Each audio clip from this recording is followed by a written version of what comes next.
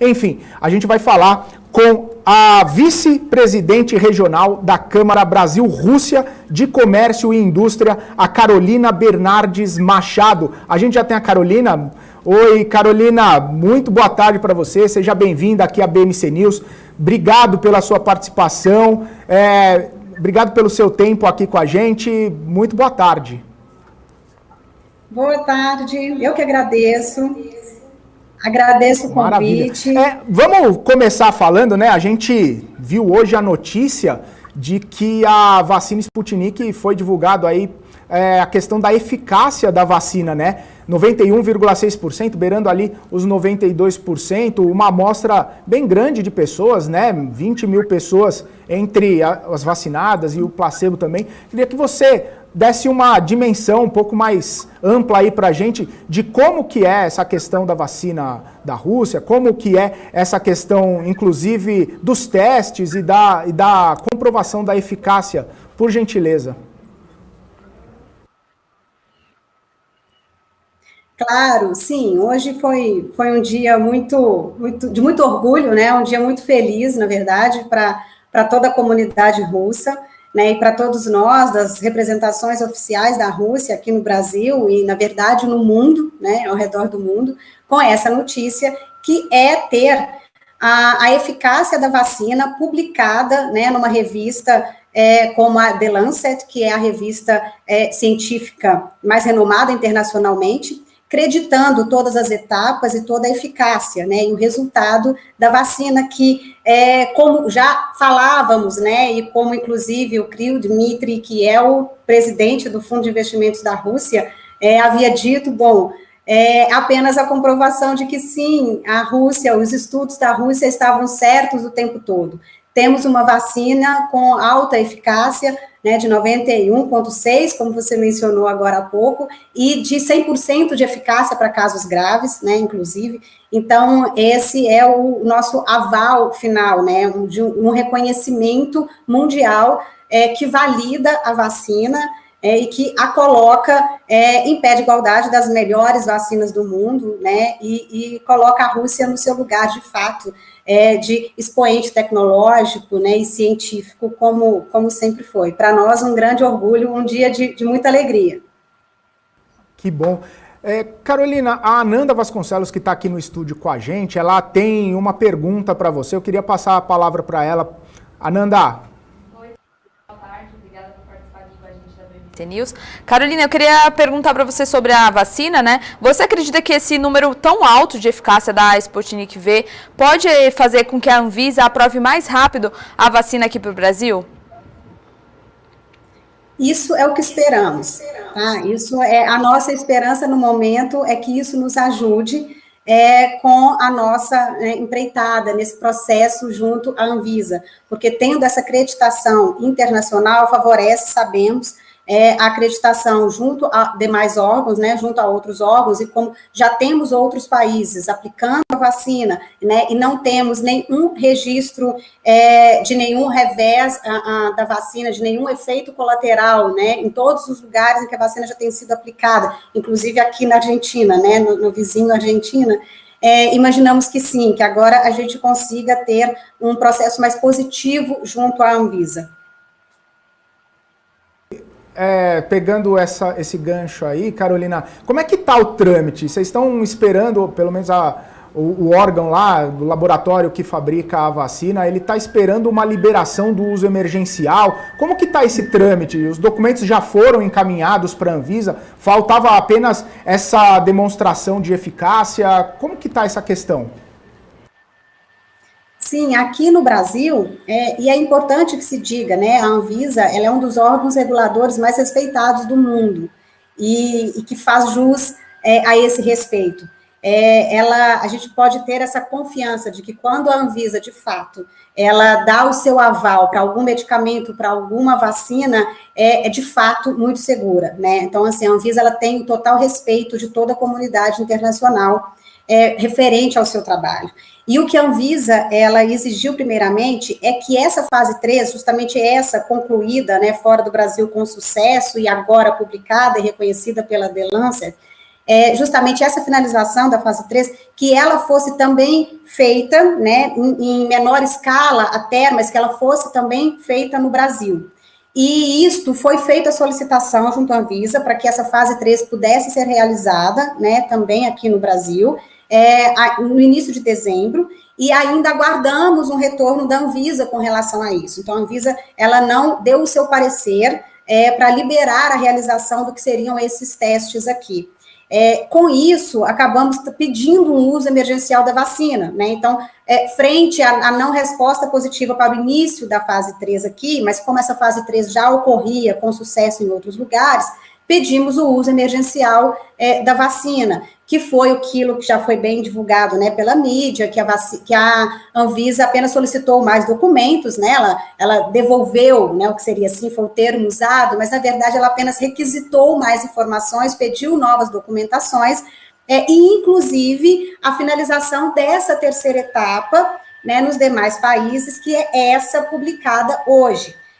Então, isso faz parte dos novos documentos que a gente precisa somar para encaminhar novamente a Anvisa. Então, a gente está nessa etapa agora, de somar mais um documento, de somar mais um resultado para encaminhar a Anvisa, né, e, obviamente, aguardar o seu parecer sobre o uso emergencial ou, talvez, concomitantemente, a realização de uma fase 3 também aqui no Brasil.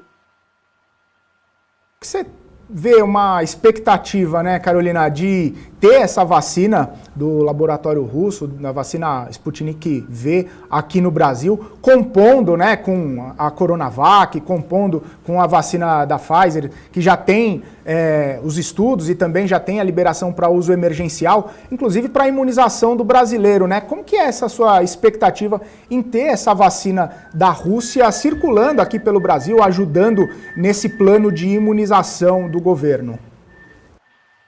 Sim, essa é a nossa expectativa, né, que é a melhor possível, porque precisamos de muitas vacinas, né, o Brasil é um país muito grande, né, são 200 milhões de pessoas para serem vacinadas, e considerando que ainda precisamos de 2 doses para uma imunização eficaz, então são 400 milhões de doses de vacinas para que se tenha toda a população do Brasil vacinada. Então é muita coisa, e a união de forças favorece, só tem a favorecer, né? Então, também comemoramos muito a aprovação da Coronavac, né? Também comemoramos muito a aprovação da AstraZeneca e precisamos desses esforços, né? De somar esforços coletivamente para que a gente avance nesse processo de imunização. Então, poder oferecer também a Sputnik aqui vai acelerar esse processo, né? Então, quer dizer, quanto mais pessoas vacinadas, mais perto a gente caminha, né, para o fim dessa pandemia, à medida que teremos um grupo maior de imunizados, né? E, claro, a gente tem todo um protocolo de calendário de vacinação para ser seguido, isso não só aqui, isso no mundo todo, de grupos prioritários, né? E é importante que assim seja feito, mas a celeridade é algo que nós desejamos muito. Então, se a gente puder fazer isso, e em parceria com o governo, né, com o governo federal e com os governos estaduais, para nós é de grande valia, né? Estamos aqui para isso. Essa tem sido o nosso pleito, na verdade, que a gente possa trabalhar em parceria para favorecer e dar celeridade ao processo. E queria te perguntar uma coisa a respeito da parte brasileira, né? A gente sabe que, pelo menos que eu tenho lido aqui, existe um laboratório aqui no Brasil que está em contato, inclusive já tem um contrato firmado para a compra, para o desenvolvimento dessa vacina aqui no Brasil. Queria saber como é que é essa questão do contrato, né? Se existe mesmo esse contrato, como que está esse lado brasileiro aqui, só aguardando, de repente, os insumos chegarem para poder fabricar a vacina? Qual seria a capacidade de produção? Você tem essas informações que podem, inclusive, dar uma dimensão para a gente da amplitude que pode gerar aí a chegada da Sputnik aqui no Brasil? Sim, sim. O primeiro contrato feito aqui no Brasil, e muito importante, inclusive, né, para a Rússia nesse contexto, foi o firmado com a União Química. Então, e a União Química, ela, inclusive, fez a aquisição da tecnologia, né, o que a gente chama de transferência de tecnologia, que a Rússia disponibilizou, para que laboratórios fora da Rússia pudessem também produzir a vacina. E é o caso da União Química. né? Então, ela tem já a tecnologia, né? Ela fez essa aquisição e ela consegue produzir a vacina aqui no Brasil. E ela aguarda também apenas o aval da Anvisa, né? Para que possa finalizar as suas produções, né? E entrar nessa fase de distribuição das vacinas em território brasileiro. Ao que parece, a União Química consegue uma produção de cerca de 8 milhões de doses por mês, inicialmente, o que já ajuda bastante. Então, ela tem sido um parceiro muito importante, né, para o Fundo de Investimentos da Rússia, né, que é com quem negociamos e é quem fala, quem responde pela vacina. E estamos também conversando com outras empresas aqui no Brasil, que são, sim, da iniciativa privada, mas que são empresas de importação e distribuição de insumos farmacêuticos no Brasil, já renomadas e que já fazem isso, inclusive, para o governo, prestam serviço também ao SUS, para viabilizar essa compra, né, essa importação. Então, para termos aqui doses importadas, podemos trazer da Rússia doses prontas, para além da produção local, que vai ser realizada pela União Química. Carolina, a Nanda Vasconcelos está aqui, ela queria fazer mais uma pergunta para você. Vou passar a palavra para ela, Nanda. Carolina, eu queria saber se o interesse das empresas privadas pelas vacinas no Brasil, né, todas as vacinas em geral, isso ajuda ou prejudica a distribuição das vacinas pelo SUS? Olha, nós acreditamos de verdade, Ananda, que isso pode ajudar muito. Porque a partir do momento que você tem parceiros trabalhando em equipe, e é dessa forma como a gente pode ver, você dá justamente a celeridade no processo de imunização. Porque o que a gente tem, na verdade, são empresas interessadas em imunizar gratuitamente os seus funcionários. Então, essas empresas têm interesse em fazer a aquisição das vacinas, né, com todo o ônus dela, para vacinar de forma gratuita os seus funcionários. E aí, quando a gente pensa em grandes empresas e pensa num volume grande de funcionários e seus familiares, se a gente analisar que a gente, vamos colocar um número de 1 milhão de funcionários, 1 milhão de pessoas sendo vacinadas, isso corresponde a 2 milhões de doses a menos para os cofres do SUS, né? Então, seria uma parceria, é uma desoneração, na verdade, né, do SUS, combinado com uma parceria para a celeridade do processo de imunização. É claro que é tudo monitorado e acompanhado pelo SUS, né, pelo Ministério da Saúde, por isso mesmo, inclusive, é que essa conversa ainda está acontecendo e que a gente coloca isso dessa forma, né, num pleito de um trabalho em equipe. Então, quanto mais pessoas vacinadas, né, mais rápido a gente consegue vacinar a população inteira. Né? E se as empresas que têm capital para isso puderem fazer isso de uma forma que seja uma parceria com o SUS, na verdade, tanto benéfico, né? Porque assim a gente consegue, inclusive, caminhar para o fim dessa pandemia, para um controle maior, uma manutenção das vacinas depois no calendário normal, e que aí, claramente, vai ser sempre promovido pelo SUS, como são das demais vacinas, né? A verdade é que todas as vacinas, né, hoje disponibilizadas pelo SUS, elas também são disponibilizadas na rede privada.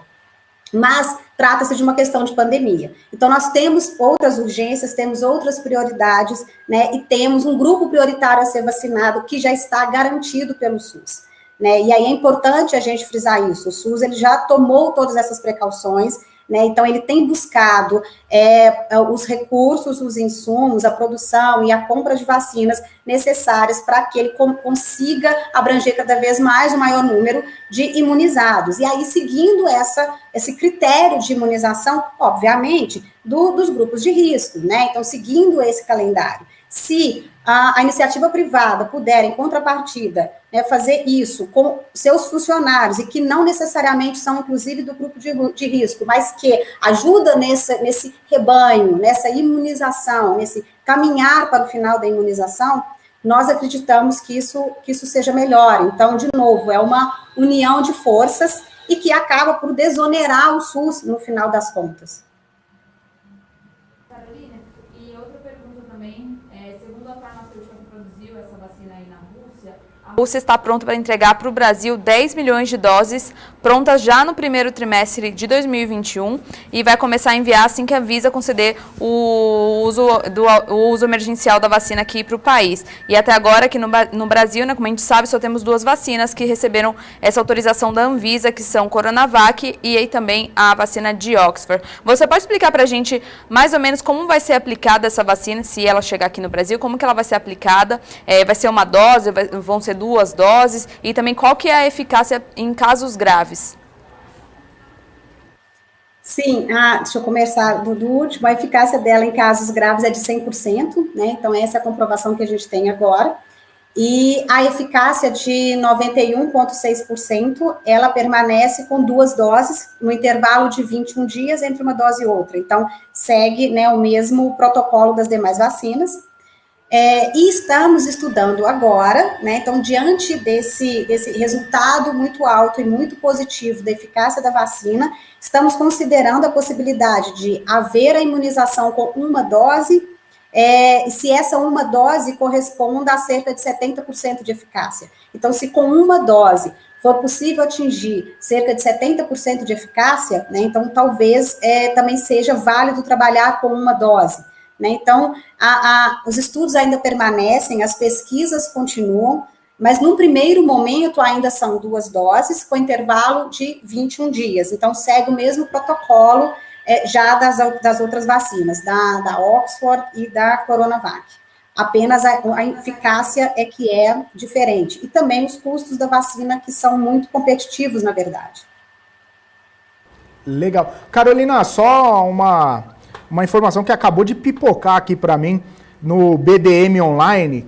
Diz que a Anvisa diz que a eficácia da Sputnik V é boa notícia, mas que vacina analisada tem características diferentes daquela que foi apresentada aí pela União Química, né? A agência disse ainda que precisa ter acesso aos dados completos gerados nos estudos clínicos, inclusive, como você disse, que foi publicado na revista e tudo mais, mas a gente tem pelo menos a informação de que a notícia, que a Anvisa disse que é uma boa notícia e que precisa desses dados para poder fazer a liberação do uso emergencial, como foi solicitado. Uma questão que eu queria fazer para você é a seguinte, né? A gente... como você disse aí, o Brasil é muito gigante, precisa de vacinas e tal, e uma das preocupações que a gente tem em relação a isso é de vacinas que precisem de armazenamento muito frios, né? Com uma baixa temperatura. A gente vê vacinas aí precisando de menos 50 graus, menos 40 graus, e algumas vacinas como a Coronavac não precisa ser tão frio assim o armazenamento, e que possibilita aí uma distribuição um pouco mais ampla, uma logística mais fácil.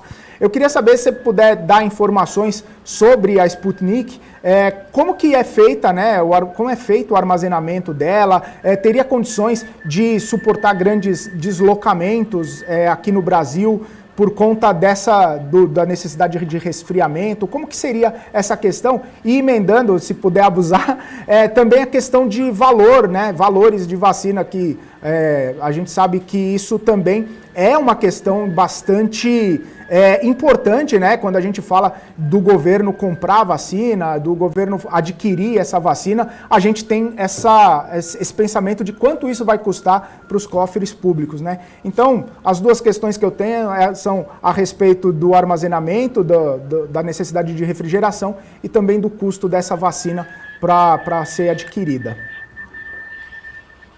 Sim, claro.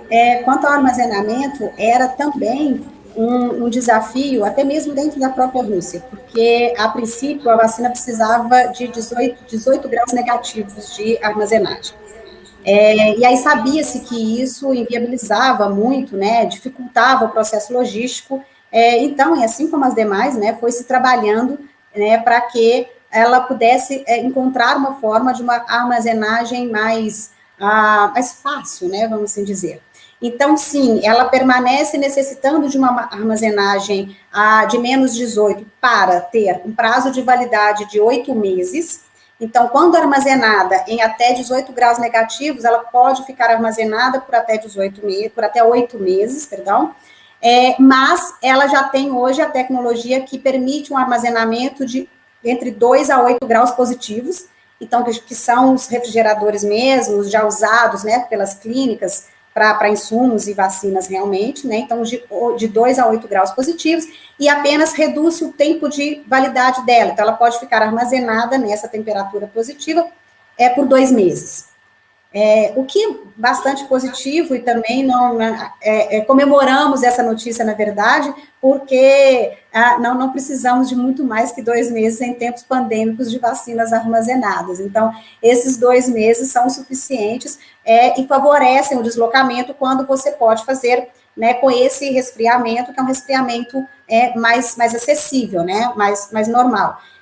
E aí vence muito das barreiras logísticas, porque daí, então, a gente tem já as empresas que fazem mesmo esse tipo de distribuição, que são capacitadas para esse tipo de deslocamento, né, de se fazer chegar insumos e vacinas com refrigeração entre 2 a 8 graus positivos e nas áreas mais remotas. E que tem, assim, né, refrigeramento nesses lugares. Então, esse tipo de refrigerador já é o que normalmente os postos de saúde e as clínicas têm disponíveis. Então, isso também já favorece muito e suaviza bastante os custos também, né? Então, essa, na verdade, é uma notícia positiva também, né? Então, se antes a gente tinha essa preocupação, agora essa também já é mais uma etapa vencida, né? Mais uma evolução. E os custos, né, eu digo que eles são mais competitivos, porque os custos da dose, né, cada dose, e aí considerando que a gente precisa de 2 doses, mas cada dose ela sai em torno de pouco menos de $10 por pessoa. Então, a gente tem pouco menos de $20 por pessoa, né, para uma imunização completa por pessoa. É um custo bastante competitivo, né, tem outras vacinas que ainda têm custos muito mais altos. Então, esse a princípio é o custo da vacina, o custo com que a gente tem trabalhado né, para disponibilizar a vacina. Então, claro, depende como, aí depende dos custos logísticos, né, depende de todos os outros fatores, né, para além da produção. Mas o custo da vacina é esse, né, ele gira em torno, pouco menos, entre $18 e $20 por pessoa para as 2 doses. Tá ótimo. Carolina, só para a gente finalizar aqui, eu estou dando uma olhada no nosso chat aqui no YouTube, o pessoal comentando, agradecendo aí as informações. E o Helder, deixa eu achar aqui, o Helder perguntou o seguinte: os efeitos colaterais dessa vacina já são conhecidos? Existem alguns efeitos colaterais? O que você pode falar sobre isso? E vou emendar também uma pergunta da Elizabeth, perguntando aqui se essa vacina, ela se mostra eficaz também com novas cepas e variantes do coronavírus que a gente tem visto por aqui. A vacina não apresentou nenhum efeito colateral, né, plausível, a gente não teve nenhum registro de nenhum efeito colateral, então, assim, isso é outra coisa que está nessa publicação de hoje, da The Lancet. Isso foi muito frisado, inclusive, nessa publicação, né, justamente a inexistência de efeitos adversos consideráveis, né, então, que não foram detectados nessas 21 mil pessoas monitoradas. E a Rússia, que já está em campanha, né, também de vacinação, desde dezembro, né, monitorando também parte da população e já em campanha de vacinação da outra população, também não registrou nenhum efeito adverso da vacina até então. É possível efeitos colaterais normais, como os da vacina contra H1N1, por exemplo. Né, então, assim, algumas pessoas são mais sensíveis, e aí é possível, né, que se sinta algum tipo de incômodo, mas nada fora do script, nada fora do protocolo, nada que se considere um efeito adverso. Então, felizmente, não temos nenhum efeito colateral registrado. E a Elizabeth, a pergunta da Elizabeth era sobre... Me lembra, então, se a vacina ela atua também sobre as novas variantes e cepas do coronavírus. Sim. Esses estudos estão sendo feitos, inclusive, quando surgiu, né, a primeira variante, justamente, né, a mais grave variante registrada na Inglaterra, o próprio Fundo de Investimentos da Rússia fez uma parceria também, né, com o Oxford, e a AstraZeneca, para que pudessem estudar juntos essas novas variantes e elas pudessem ser codificadas e incluídas nas suas vacinas. Então, até o momento, ela engloba 6 cepas principais, né, que são as de formas mais graves, né, e as circulantes no mundo. Então, ainda se trata de uma vacina que tem a mesma abrangência, né, das 6 cepas principais identificadas, assim como as demais, mas já em estudo para incorporação né, de novas cepas, de novos dessas, né, variações, porque é o que acontece, é o que vemos acontecer, né, com outras vacinas referentes a vírus, né, por isso, inclusive, há estudos dizendo sobre o prazo de validade, serão vacinas que teremos que tomar anualmente, semestralmente, né, ou bianualmente.